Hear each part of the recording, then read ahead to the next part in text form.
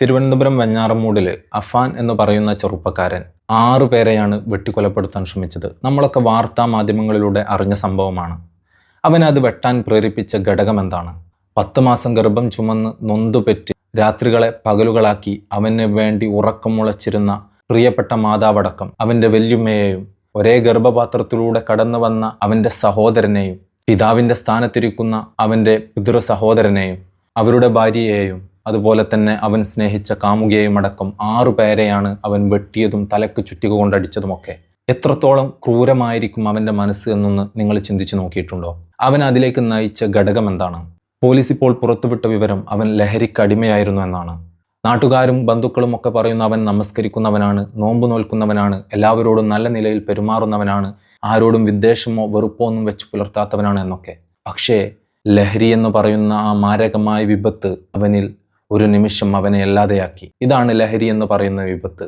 നമ്മൾ വളരെയധികം ഗൗരവത്തോടുകൂടെയും വളരെയധികം ജാഗ്രതയോടുകൂടെയും നമ്മുടെ മക്കളെയും നമ്മുടെ വീട്ടിലുള്ളവരെയും നമ്മുടെ പരിസരങ്ങളിലുള്ളവരെയും നമ്മൾ ശ്രദ്ധിക്കേണ്ടതുണ്ട്. ലഹരിക്ക് അടിമപ്പെട്ടു കഴിഞ്ഞാൽ ഒരു വേള അവനല്ലാതായി മാറും. അഫാൻ എന്ന് പറയുന്ന ചെറുപ്പക്കാരൻ ഒരുപാട് സാമ്പത്തികമായ ബാധ്യതകളുണ്ടെന്ന് പറയപ്പെടുന്നു. നാട്ടുകാരിൽ നിന്നുമൊക്കെയായി ഒരുപാട് പേരോട് കടം വാങ്ങിയിട്ടുണ്ട്.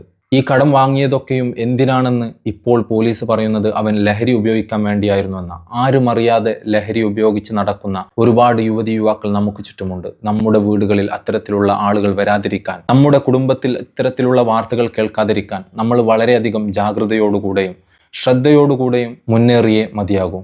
കേരളത്തിൽ കുറച്ചു കാലങ്ങളായി കേട്ടുകൊണ്ടിരിക്കുന്ന ഈ മാരകമായ വിപത്തിന് പ്രധാനമായൊരു പങ്ക് സിനിമകൾക്കുമുണ്ട്. ഇപ്പോൾ ഇറങ്ങിയ സിനിമകളൊക്കെ ശ്രദ്ധിച്ചാൽ നമുക്ക് കാണാം, സിനിമയിലെ നായകനേക്കാൾ കൂടുതൽ കയ്യടി നേടുന്നത് സിനിമയിലെ വില്ലന്മാരാണ്. ഈ പുതിയ കാലഘട്ടത്തിൽ അതാണ് ട്രെൻഡിങ്. എത്രത്തോളം വയലൻസുകൾ സിനിമയിൽ കുത്തിക്കയറ്റാൻ പറ്റുമോ അത്രത്തോളം കുത്തിക്കയറ്റുന്നുണ്ട്. തലക്ക് ചുറ്റിക കൊണ്ടടിച്ചിട്ടും അതുപോലെ തന്നെ മരം മുറിക്കുന്ന മെഷീനുകൾ കൊണ്ട് തല കൊയ്തും എത്രത്തോളം വയലൻസുകൾ കുത്തിക്കയറ്റാൻ സാധ്യമാവുന്നുണ്ടോ അത്രത്തോളം സിനിമകളിലൊക്കെ പ്രദർശിപ്പിക്കപ്പെടുന്നുണ്ട്. ഇതൊക്കെ നമ്മുടെ സമൂഹത്തെയും വളർന്നു വരുന്ന തലമുറയെയും ഒക്കെ നല്ല നിലയിൽ ബാധിക്കുന്നുണ്ട് എന്ന് നമ്മൾ മനസ്സിലാക്കേണ്ടതുണ്ട്. ഇത്തരത്തിലുള്ള സിനിമകൾ ഒരിക്കലും പ്രോത്സാഹിപ്പിക്കപ്പെടേണ്ടതല്ല. ലഹരിയും സിനിമയുമാണ് ഇന്നത്തെ തലമുറയെ ഇത്തരം വിപത്തുകളിലേക്ക് എത്തിക്കുന്നത് എന്നാണ് ഞാൻ മനസ്സിലാക്കുന്നത്.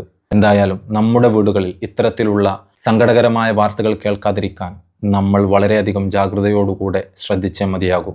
മതസംഘടനകളും രാഷ്ട്രീയ പാർട്ടികളും ഇവിടുത്തെ സർക്കാർ സംവിധാനങ്ങളും പൊതുജനങ്ങളും പുതിയ തലമുറയുമൊക്കെ ഒത്തൊരുമിച്ച് നിന്നാൽ മാത്രമേ ഈ ലഹരി എന്ന് പറയുന്ന മാരകമായ വിപത്തിനെ നമുക്ക് തടുക്കാൻ കഴിയൂ.